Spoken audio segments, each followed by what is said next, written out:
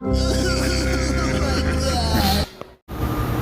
yeah, this cooler's running just a little bit too warm. But anyway, check this out.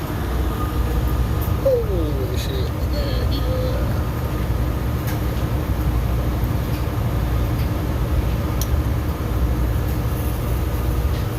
Oh, what do you think about that? Look, it's all the way through. That's not the problem. It's low in refrigerant, but look at this filter.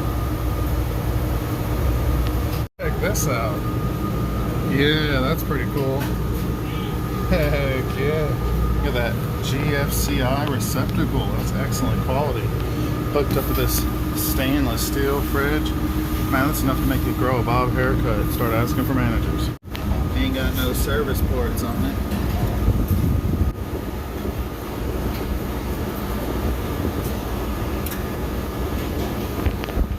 See? I told you it was low.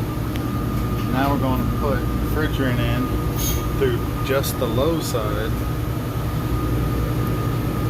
Not measure how much we're putting in. And not check the high side pressure. I think this might be where that broken off prong came from.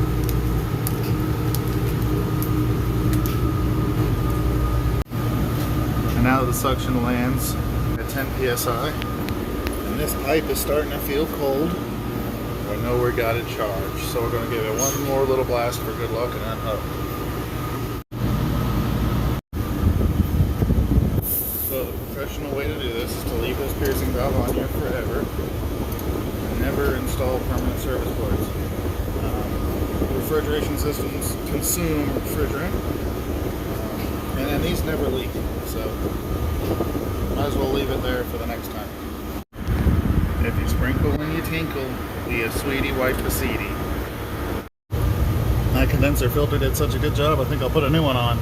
And that's it good for another 20 years at least. Aw, yeah.